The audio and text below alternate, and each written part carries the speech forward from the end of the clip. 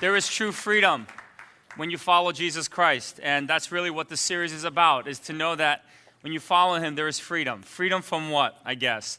Freedom from not allowing a sin or a particular sin to become a habit in your life. And that's really the hope of this series. This series isn't about necessarily to get you to stop sinning, because that's impossible. None of us in this room is ever going to be capable to stop sinning. But it's to help you so that the sin doesn't own you. That's the purpose of what this series is about. And so today we launch this topic of lust. And it's a very difficult topic to address. And I really struggled with this, to be quite honest with you, because I don't want to just typically preach a sermon, because many of you probably heard all the pastors speak on this topic of lust. To just kind of perpetuate that, I really want us to go deep into this topic and sort of look at what happens to us when we allow the sin of lust to become such sort of a natural habit for us in our life. Now, you don't have to look very far, but we live in a very lust or sex-crazed world. Everything that you look at on TV, in the newspapers, everywhere you go, you find that there are different types of images that you see that often will allow us to struggle. Now, when I speak about lust, a lot of times men even believe this, and women as well, but you think I'm only just speaking to the men on this. Lust is something that not just men struggle with, women struggle with it as well. This is a battle that we all sort of struggle with together. Men struggle with it on different levels than women do.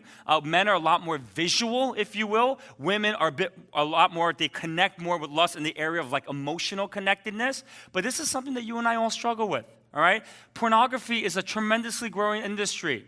I was doing a lot of research, and it's very hard to figure out what the exact number is in terms of how much revenue pornography sort of generates because of all the online different things that they have today. But I just looked at Forbes magazine today this morning. They said anywhere between $14 to $18 billion is an industry in the porno industry. And so that's a massive industry, and they still don't really fully know the full estimate of it. Everywhere you look, you'll find that there are different types of sexual images, innuendos, that often will allow us to struggle in this area with it. And for many of you, that's a natural struggle for you. Pornography is a natural struggle for you. It's so accessible, isn't it? Because when I was a kid, you had to actually go rent a video or buy a video or actually get buy a magazine. But now you can just sit at home and you can access all of that stuff right at your fingertips. And so it's so much easier, more accessible nowadays, and it really does affect our lives in a deep way.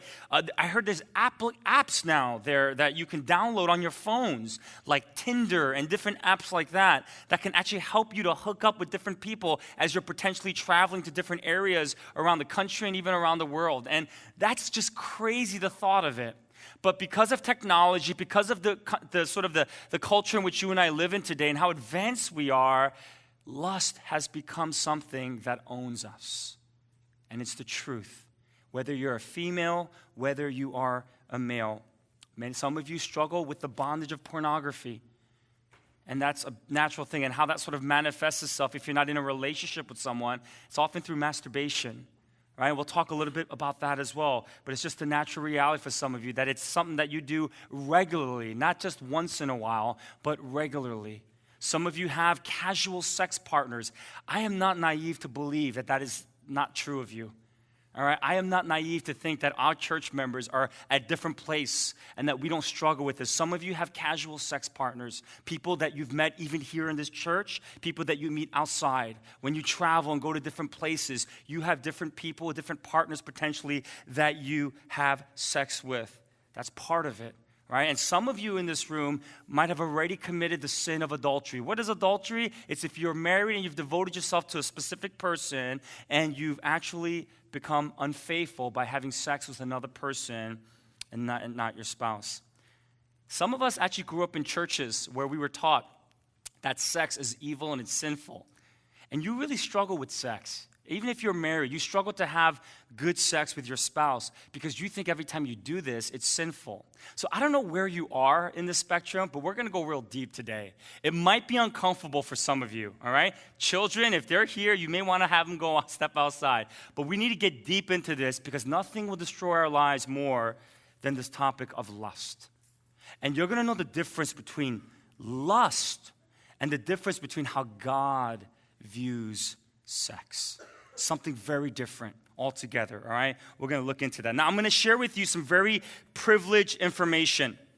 And it's not so that you can condemn us pastors, all right?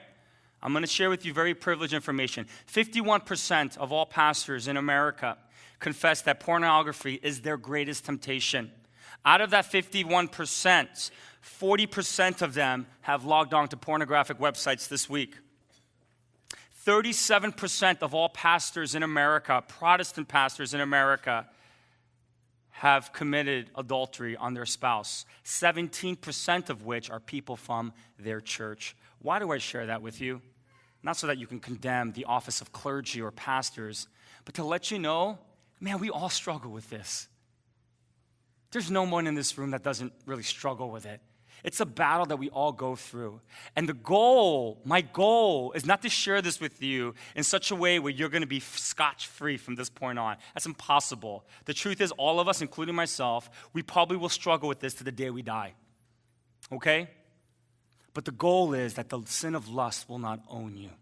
That's the goal. How does lust invade us? How does it really hurt and destroy our lives? What is the theology behind that? And how can we start to get to a point in our lives where we can overcome the sin of lust in our lives? So we got some great insight when we look at 2 Samuel chapter 11, verses 1 through 17. Many of you know this passage because it's the passage of David and who?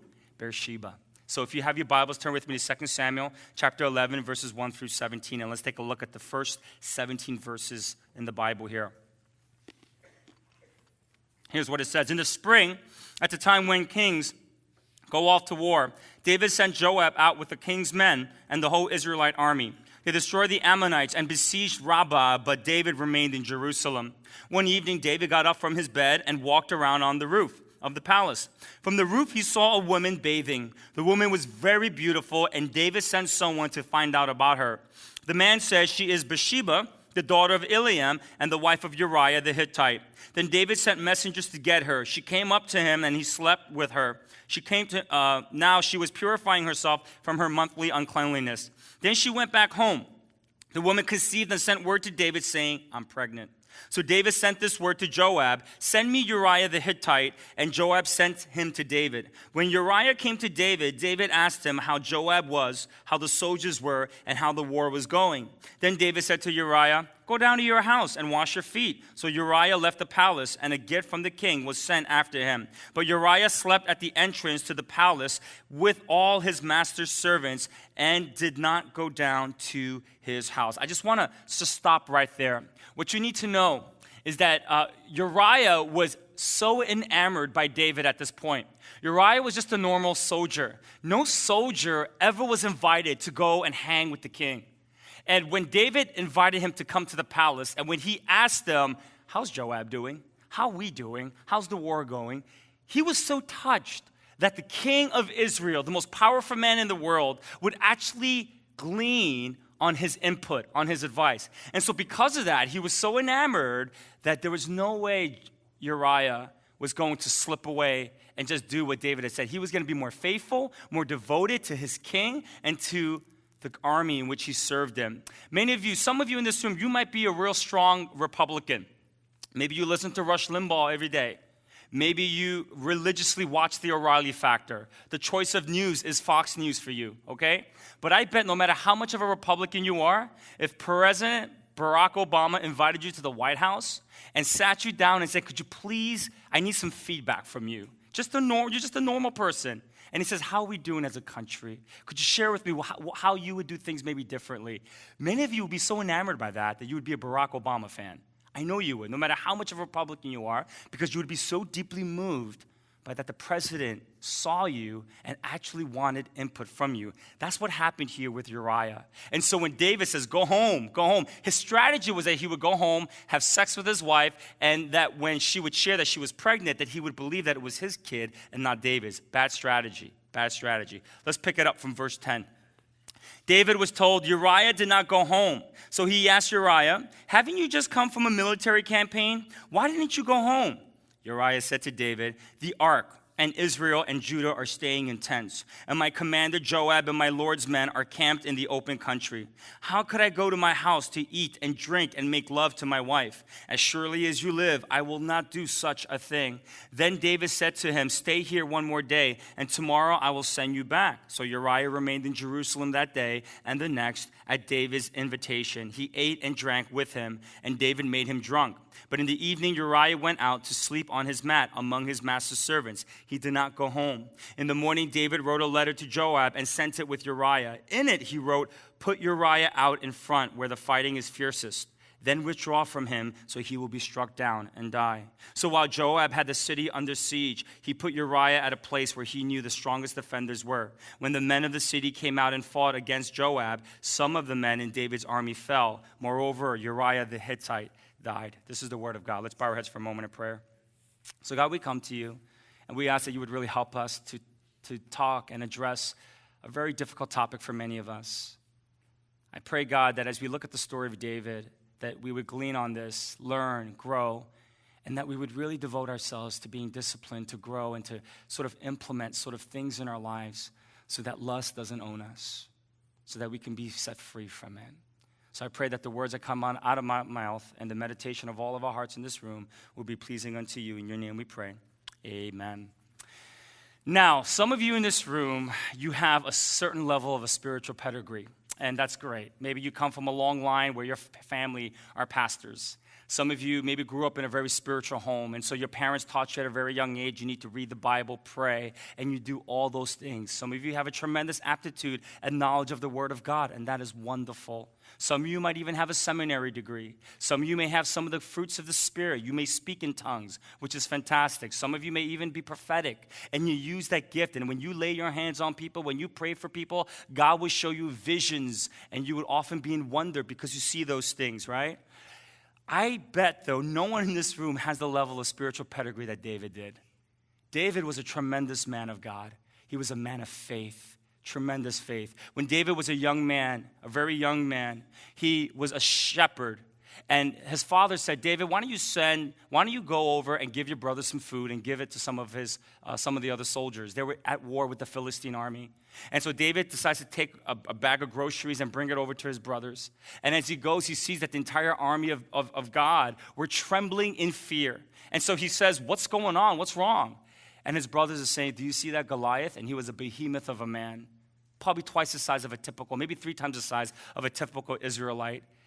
They said Goliath is challenging any one of us to a fight, and whoever wins, they will win over the country, and the loser will bow down. The whole country will bow down to the winning country. And so David looked at that, he heard it, and he said, "How dare this Gentile profane the name of God?" It's beautiful. And David, this little man, said, "I will go and I will fight." And he does. And he defeats Goliath. As a result of it, David's fame grows so much so that God even anoints him to be the next king of Israel. Saul gets very jealous about that. And so Saul tries to kill him multiple times. He's unsuccessful in his attempt, right? And as he's doing this, Saul is out there trying to find David. David and his men are fleeing, and they're hiding in a cave. And this is wonderful when you read the Bible. Sometimes it's just so comical. Saul had to go to the bathroom, had to do number 2. Right? And so what does he do? He goes into the cave, and he's in the most vulnerable position. He's squatting. David and his men are right behind him, and David's men are like, "Let's take him out. Let's kill him." I mean, Saul had destroyed his life. But what does David do? He said, "No, I have too much reverence for my God, and I have too much respect for the office of king." And so he spares his life. David's spiritual pedigree was at such a level that he actually authored a book in the Bible, which you and I know to be the Psalms. Any of you write a book in the Bible? No one. And so what am I trying to convince you with? If David struggled with lust, every single one of us in this room struggles with it too. And we have the capacity to. No one here in this room is exempt, male or female. Do you know that women today, if you look at the porn industry, do you know where the greatest growth area is? It's not with men, it's with women. It's growing, all right? So I know women are a lot more emotionally, they're not necessarily so visual, but yes, they are too. Any guy in this room read a book called 50 Shades of Grey? You see, men like to watch that kind of stuff. Women like to read it and sort of get emotional and fantasize about stuff like that. but it's things that we all struggle with. It's men and women alike, right? And so lust, really what it is that lust will often lead us to isolation. The reason why lust is so destructive at the end of the day is that it often leads us to a place where it just promotes self-centeredness. Lust and sex is very different. Your lustful desires versus your sexual desires is extremely different because lust destroys, because it does not honor the fullness of sex. It doesn't.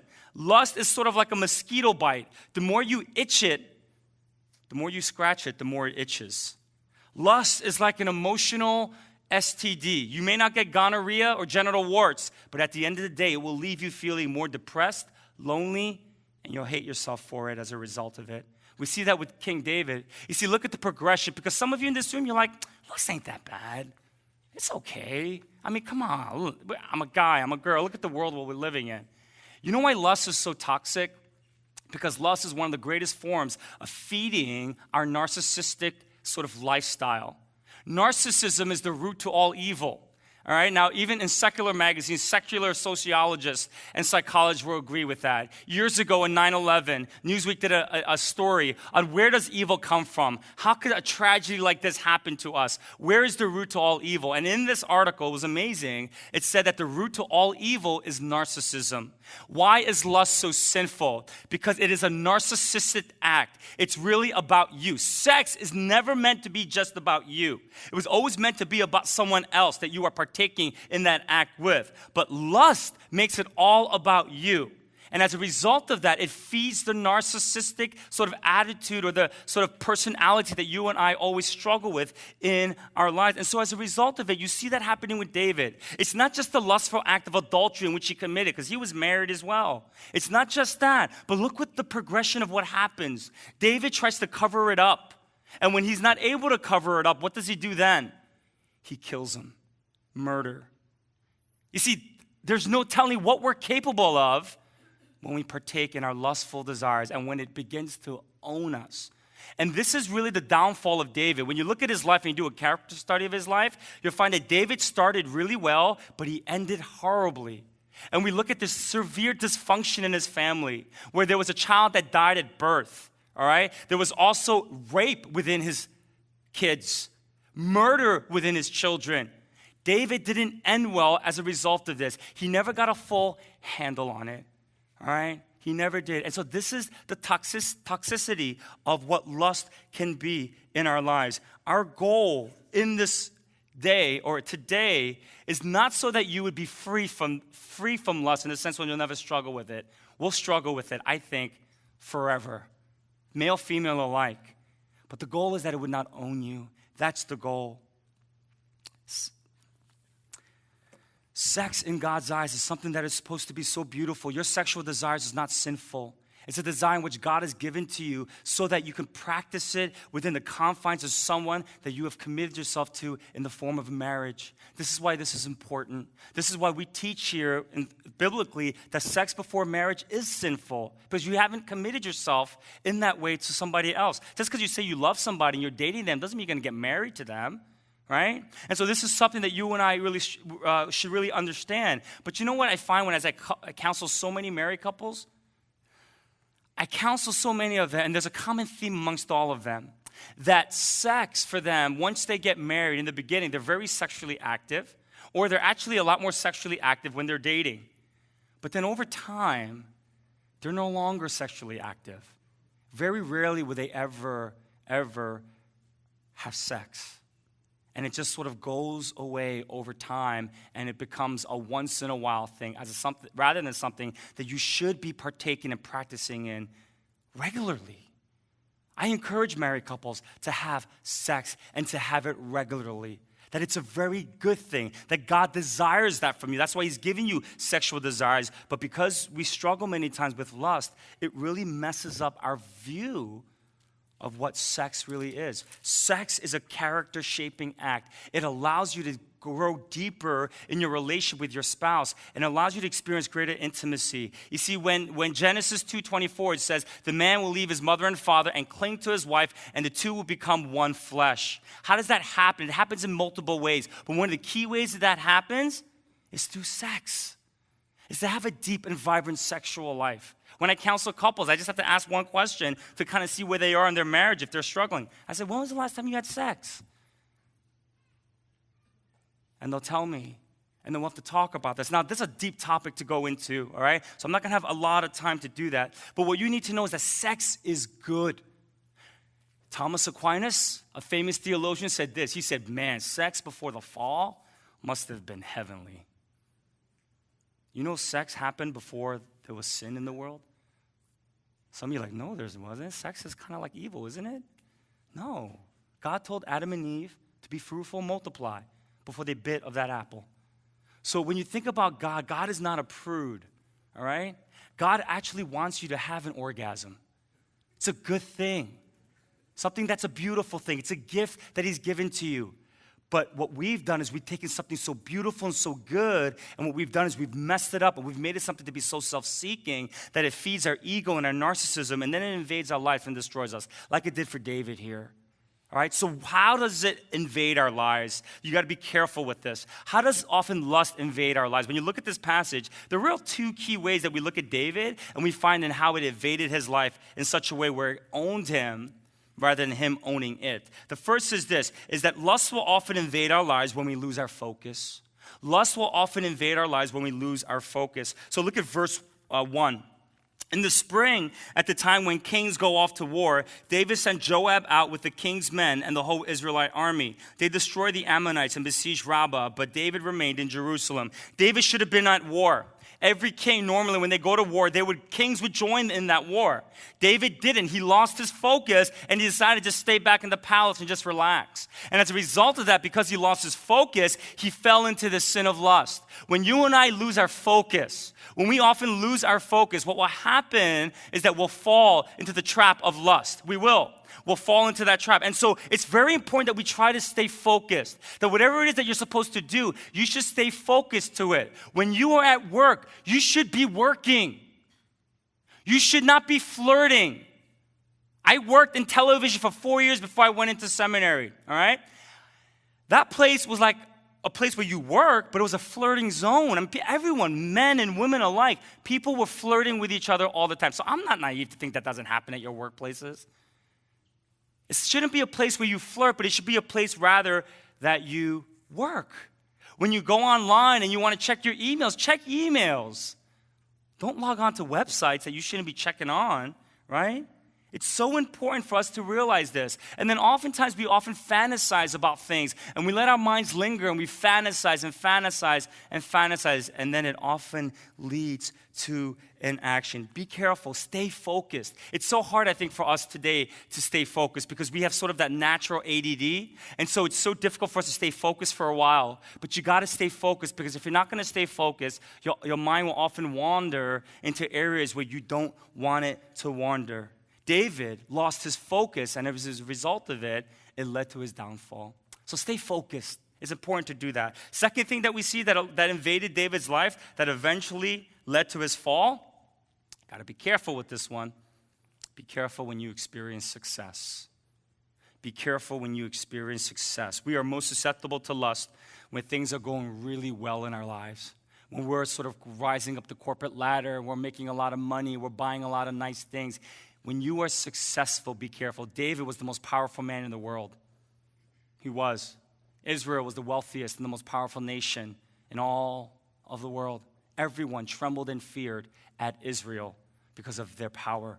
David had all the success in the world. And that's why for him, he just said, hey, what's that girl's name? Bathsheba, bring her to me. He had sex with her, and after it was over, kicked her out, and that was it. Even though he impregnated her at the end. When you and I have this idea of success and when we feel successful, be careful because that's where lust will often rear its ugly head and we'll fall into the trap of falling into that. So be careful. When you think about different people in our world that we revere, you'll find that there's a dark side many times that some of these great people fell deeply into this temptation of lust, right? They fell deeply into it. We look at folks like Bill Clinton. When he was in presidency, I worked in news during that time. All we covered every day was the Monica Lewinsky scandal. And then his impeachment, it was just crazy, All right, here is the most powerful man in the world, but yet he struggled with lust. All right? Don't kill me for this one. Martin Luther King. We're going to celebrate his birthday in a few weeks. He's a great man because of what he did for the civil rights movement. But he also fell into adultery, and he struggled with it. Nelson Mandela, Madiba, as well. Some of the greatest men that we've ever met and that we know today all struggled with this area of lust. Remember Ted Haggard, a pastor of a megachurch in Colorado? He was one of the most greatest proponents of speaking against homosexuality. He condemned every homosexual. He did it very publicly. But then when you looked at his life, he was a homosexual. You'll find that there are these inconsistencies there. Princess Diana, a woman that we loved and revered. She was such a great humanitarian. When she died and was in that fatal car crash, it was with her boyfriend while she was still married to the prince, soon to be king. I share that with you not so that we can condemn people, but to let you know that we all struggle with this. These are some of the most successful people in the world who've done tremendous things in this world, in the history of this world. But like David too, they struggled with this. It invaded their lives. And I know for some of you it's thinking, this is tough. I mean, I've tried everything, Peter. I've tried everything. I really struggle with the sin of lust. It owns me. I don't own it. When I was in 8th grade, I had a group of friends where we often got together, and they weren't necessarily the greatest influence on me, but we started talking a lot about sex and how we wanted to have a whole lot of sex with girls in our school, and we talk about it all the time and stuff like that. And a lot of us, we were very hopeful that it would happen very, very soon, but it never did. We were a group of geeks, pimpled-faced. I mean, we were sorry, but we talked about it all the time. We were excited about the potential, but it never happened. So you know what we did? We just watched movies all the time. We had older brothers, my friends' older brothers and sisters. They would rent us movies all the time. We'd watch it, right? Magazines. We knew a couple stores that would sell it to minors, and so we would always go and buy magazines. I had a friend who had like hundreds of them. I didn't have to buy any. I just go over his house, right? And so that was sort of my early, sort of into my teenage years. And then when I became a Christian at sophomore year in high school, I wish I could tell you that once I became a Christian, and I became like this radical Christian. I loved Jesus when I accepted him into my life. I wish I could say that it just kind of went away, but it didn't. It got worse because now I knew it was bad. You can't be doing it, right? And you know how when you tell kids, hey, don't touch that, they'll touch it. But if you leave it alone, don't mention it, they usually won't even pay attention to it. So we have this natural desire to be rebellious. And so when that happened, I really struggled a lot with it. Really, I did. I struggled with it even up until my seminary years. And I'm going to be very honest with you. It's something that I still work on today. But what I've done since seminary time on is that I've entered into a journey. Well, I said to myself, I'm going to do battle with this. I'm not going to go down without a fight. Many of you have given up, and it's sad. Don't give up. Don't go down without a fight, because if you partake and live a lustful life, you will be depressed. You won't be happy. It will lead to other things like it did for David. It will lead to cover up lies. It will lead to you wanting to hate on people and even wanting them to die. It will lead to so many different things that will destroy the capacity of the well-being of your life. But I've entered a journey where I've said, I'm going to fight. I'm not going to go without a fight. I'm at a place in my life where lust doesn't own me, but I own it. Do I still struggle with it at times? Of course. Man, if David struggled with it, man, give me some slack. Seriously, right? But I've entered this journey, so I want to share with you a couple things that have really helped me over the years, that I hope that you will begin to do this journey now with your life as well. That you no longer would sort of push it back and say, okay, one day I'll get to it. But starting today, that you will begin to do battle with this, because if you don't, it'll own you. Whenever you get on a plane and you travel for business, it will own you. You will do things that you will regret. You will hate your life because you can't believe you're fathering children, and yet you look at yourself and you're going to be so disgusted by how you live your life. You're not going to be, or you're not going to feel like a role model, all right? So how do you do this? The first thing is this, that's really helped me over the years, is that you got to confess your lustful desires to a soulmate on a weekly basis, or a friend, all right? But when I say friend, I don't mean just any friend. Because be careful who you share stuff with. I mean somebody who is your soulmate. We talk about that all the time. Somebody where you share your soul with. Men and women, you need to have this. You need to sit down and you need to share and be very descriptive. Don't just say, yeah, you know, I struggle with pornography this week. How many times did you watch it? How many times did you masturbate? How many times did you have sex with your boyfriend and girlfriend this week? How many times did you have casual sex? You just hooked up with somebody, right? How many times did you go to a strip club? How many times did you log on whatever app that might be out there today at your disposal? Be very descriptive. And you know what accountability is? God will forgive you for any sin you commit. That's theologically true. But we as friends and as soulmates, we can't let each other get away with it. You can't. You have to sit down and say, why again? What's going on with you? And it's not condemning, but it's keeping each other accountable. Because sometimes you're in these relationships and somebody just shares it and you said, okay, well, great, God forgives you. Let's just move on. But you got to get deep into this stuff. Chuck Swindoll, a very famous pastor, author, he's authored a litany of books, a very prolific speaker, was the president of Dallas Theological Seminary back in the day. I know him because he was sort of like the main guy to listen to. A lot of you young people, you guys don't even know who Chuck Swindoll is. He had 3 friends that he met with every single week. They asked 3 questions. First one, did you watch pornography this week? That was the first question. Second question, were you alone with a woman this week? Third question, did you just lie to the first 2 questions? Our natural tendency is to lie about stuff like that. What do you have in your life? Oh, the chatting, did you chat with anyone? I mean, be careful with those G-chats and stuff like that. Do you know most affairs happen through that? Because there's that emotional connection. Like say you had a big fight with your husband and you're all angry at him. And then all of a sudden you talk to this other person, maybe even in this church, and you find like that person is so much more emotionally available to you. And then it starts out so innocently. You've been chatting for weeks, but over time, as you're struggling in your marriage, what happens is that you start to fall for this person because they're so emotionally connected to you and they're available to you. A lot of affairs, I know this to be true, happens just because it all started so innocently because you were G-chatting with somebody. It's important that you share that stuff. Are you chatting with somebody? Who do you find attractive? Things like that. Make sure you have that. If David had that, this wouldn't have happened. I mean, he could have asked Nathan to do it, the prophet Nathan, because he's the one who condemned him later on. Because, hey, Nathan, could you help me with this?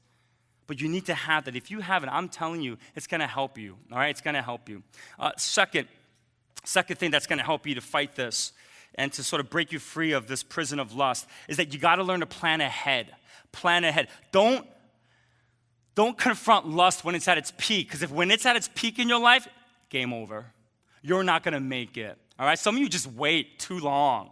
Respect the sin of lust. Many of you don't respect it, and because you don't respect it, that's why it destroys you.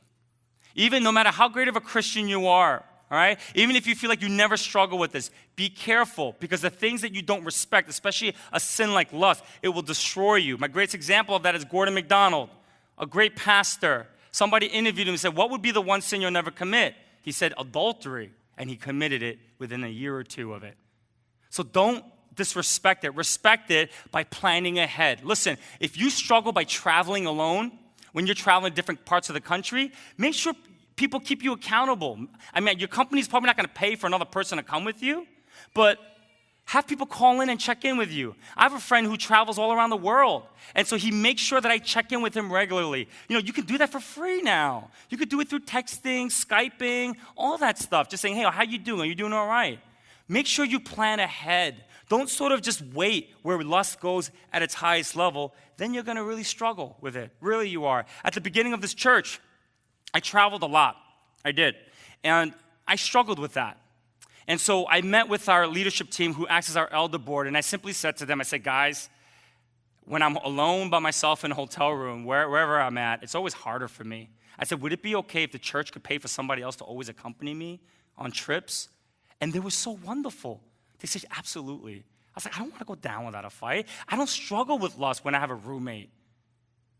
It doesn't even enter into my mind. But when I'm alone, I really did struggle with it. Now I'm at a point, fast forward, I've worked very hard at this. I'm at a point where I can travel alone. And when I'm alone by myself in a hotel room, you know what it becomes for me? And I'm honest with you when I share this. It's a spiritual retreat.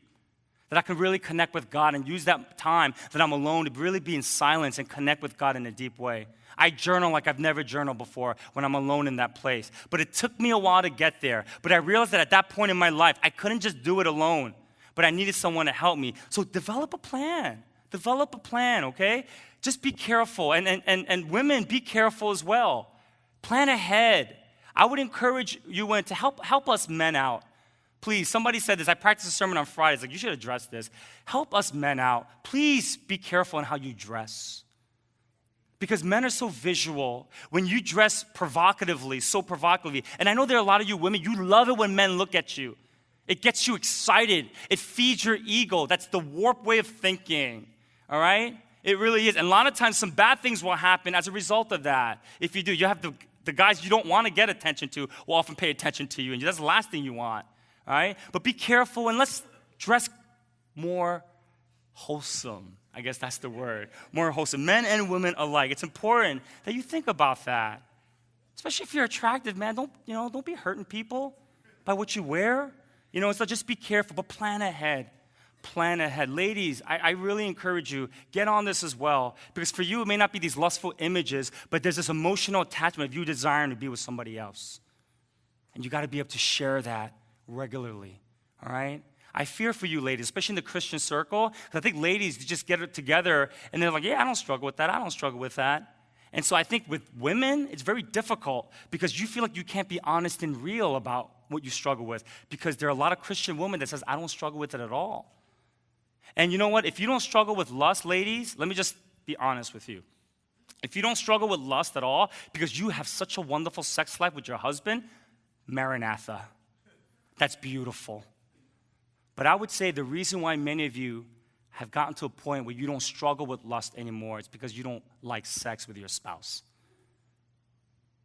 And you got a lot of work to do then because God gave that to you as a gift. And if it becomes a curse to you or it becomes a burden to you, then you're not going to be able to be one with your spouse. You're not going to be able to be one with your spouse. All right? So plan ahead. Plan ahead. That, I'm telling you, will change you. Start to think about when you're most vulnerable and set a plan for it. All right? Last thing. Take active steps in growing in emotional health. I don't know how many times I can say this, but this is the game changer for me. 4 years ago, I took it more serious than I ever have, emotional health, and it changed my life.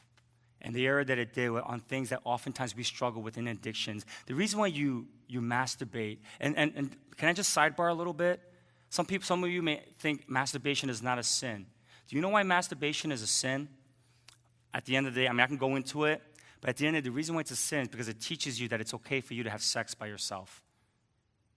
God gave you sex as a gift so that you can share it with someone else, so there can be greater intimacy that's forged. When you masturbate, you're just saying, you know what? It's okay for me to have sex by myself.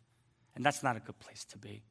You're just partaking in a lustful action that will often feed your narcissism, and God knows what's going to happen to you. So the reason why many times we struggle with lust isn't because you're evil. You're not evil. It's just because a lot of you are emotionally unhealthy.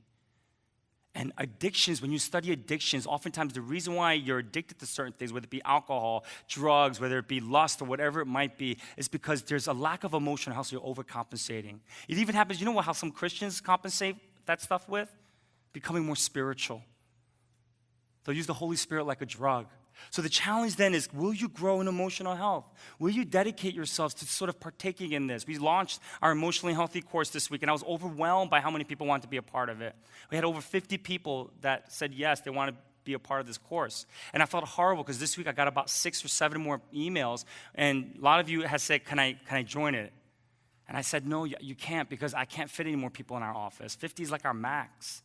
And so I felt bad, but I got together with our group on Thursday, and I said to them, if you do this for the next 6 weeks and you work real hard at it, hopefully it'll help you to devote yourself to growing emotional for the rest of your life. But at the end of the day, I said, addictions in your life will be healed.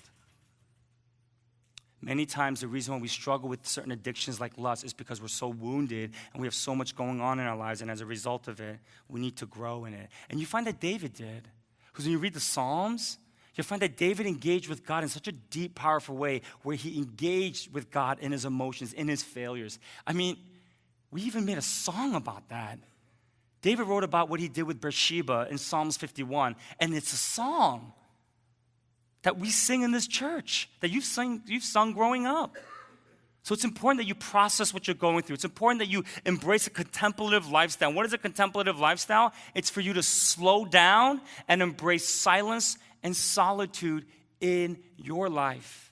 If you can't do that, then you're not going to make time and space for God to really speak and minister unto you. And because you're so busy, many of you, you don't have time to really do the work of yourself. So you put that aside, and as a result of it, you neglect yourself from really loving yourself in a healthy way. Embrace the emotionally healthy lifestyle. I encourage you to read Pete Scazzero's book, Emotionally Healthy Spirituality, because it will get you on that journey, and it'll help you to go deeper into that place. C.S. Lewis writes this, and I close with this. What we call being in love is a glorious state, and in several ways good for us. It helps to make us generous and courageous. It opens our eyes not only to the beauty of the beloved, but to all beauty, and it subordinates our merely animal sexuality. In that sense, love is the great conqueror of lust. Why is lust so bad and toxic? Because it prevents you from experiencing love. Love is about sacrifice. Love is about giving. That's how you experience love, is when you sacrifice and give. The ultimate example of that is Jesus Christ on the cross. Lust will prevent you from experiencing love because it's always just about you. Love can never be just about you. It always has to be about the other person. And so that's why you should do battle with this. This week, I had a great time with my boy, Christian. Somebody from our church gifted us. They found out that my son loves the Brooklyn Nets. I mean, the kid just loves the Nets. Even though they're bad, but he loves the Nets. He knows every player. I mean, I think it's a little unhealthy, but it's okay. He just loves the Nets. And so we got these tickets 10 rows behind one of the baskets. I mean, it was such great seats. And we went, and all week, all he talked about was, can't wait to go watch the game, can't wait to go watch the game. Now, if you know me, I hate going to arenas. I'd much rather sit at home and watch it on TV than go get on a train, wait in line, go through a metal detector, and just be around all those people. I mean, it's just not my thing. But my son, I don't know what it is, he loves going to the games. And so as soon as we got out of the Q train, we went up to the Barclays Center. As soon as he saw it, he just kept jumping up, yay, yay, yay, yay. We wait like 15 minutes to get through the metal detectors, and then we finally get through it. We're sitting down. I mean, he is just glued to the game, enjoying it. And even though I'm not an arena guy, I have to tell you, it was such a great moment for me because I saw the beauty of what was happening with my son and the moment that we shared. My son's going to remember that moment of me taking him to this game. He stayed up to 10:30 at night, or actually midnight almost, because we had to go back home. He'll never forget those moments. And you know what ministered to me that evening? Was that it felt very special to me too. It really did. And I got to tell you, going there, it was like this zero temptations. I mean, I'm telling you, you ever go to those games? That's some beautiful people there, right? Those cheerleaders, they don't wear baggy pants and baggy shirts. I mean, it's their navel's showing every time. They're wearing tight, short spandex, and they're bending themselves in all different positions. I mean, it's really racy stuff, right? I'm so glad that I'm not owned by lust, because if I did, all I'd be doing was stare all day. I'd be staring at all the beautiful women in that arena. But what captivated me the most was my little boy watching the game, talking about it, hugging each other, giving each other kisses, high-fiving each other, and really even being so upset when they couldn't win against the Philadelphia 76ers. So sad. So sad. That's what life is meant to be lived. So you can cherish moments like that. Those are the moments that God never wants you to forget. But if lust is in your eyes all the time, you forget about those things, and all you'll do is focus on the things you can't focus, that you shouldn't be focusing on. And you'll just feed this evil, narcissistic way where you neglect even your own child and enjoying a moment that God wants you to enjoy because you're so focused on your own selfish desires. Lust will isolate you.